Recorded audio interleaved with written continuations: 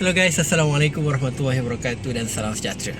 So ini adalah puasa ke berapa? 14, 15, 16 macam itulah. Dah tengah-tengah puasa pula, raya Syawal. Jadi kita nak keluar kerja, isi minyak kereta dan kita nak basuh kereta. So hari ni ada 3 open house yang kita kena pergi. Pertama rumah Samani, kedua kita nak pergi rumah jiran sebelah, dia buat kat DY. Dan yang ketiga rumah Aizat. So Alhamdulillah ada jemputan ke rumah terbuka. InsyaAllah kita akan penuhi lah sebab dia sekitar Selangor je, tak jauh sangat. Okay, jom kita pergi basuh kereta dulu. Assalamualaikum. Hello guys, Assalamualaikum. Korang tahu tak ada gila aku buat hari ni?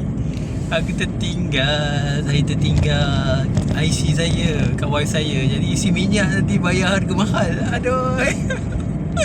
Tak apalah, tak ada rezeki kan. Patutnya saya install app settle tu dah ada, tapi dalam tu tak ada duit. Aduh, silap pula tak bawa IC. Dah bayar mahal. Okay, tak apalah. Itu je.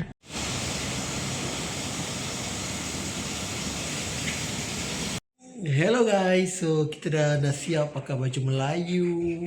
Budak-budak dah siap dah pakai baju ribbon. Kita nak pergi beraya. Ya. Nak pergi mana tu? Pergi raya kat rumah orang. Rumah siapa? Tak tahu lah. Jadi betul polis tak? Okay, selamat hari raya. Bye. Hey guys, so kita dah nak gerak dah. Lepas kita nak pergi rumah Samani, lepas kita nak pergi rumah jiran sebelah, lepas tu kita nak pergi rumah Aizat.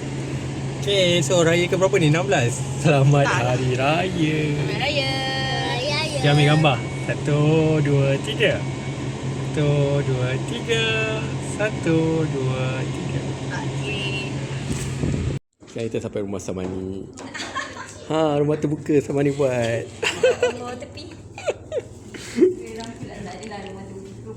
Tak apalah, open house. Balik rumah Samani kena lalu terowong guys. Terowong apa ni guys? So rumah kedua guys, rumah jiran. Kita nak beraya rumah jiran dekat taman sendiri. Okay, kita dah habis rumah kedua. Sekarang kita nak raya rumah yang terakhir, rumah Aizat. Okay, let's go. Jom beraya. Jom beraya. Kenapa dia macam pelik? Okay guys. Ya Allah. Nampak, air dah lama dah ke tengah. Okay, sekarang kita nak pergi rumah yang ketiga guys, dekat Teluk Parlimen Garang. Let's go. Okay, kita telah masuk Tol Parlimen Garang. Hampir sampai rumah Aizat guys. Lagi berapa minit saja lagi. So yang lain masih bertenaga, walaupun kamera ni macam dah tak betul lah. Hello guys, so kita dah sampai kat rumah Aizat. Tapi still lag kan? Still lag. Guys, Assalamualaikum warahmatullahi wabarakatuh. Okay guys, kita dah sampai kat rumah Aizat. Jom kita beraya rumah terakhir. Jom. Ya, rumah Aizat, dia orang tengah buat TikTok guys. Okay guys, raya dah habis guys. Kita nak balik tapi jam guys. Nak sampai rumah lagi 10 minit, jadi 20 minit guys.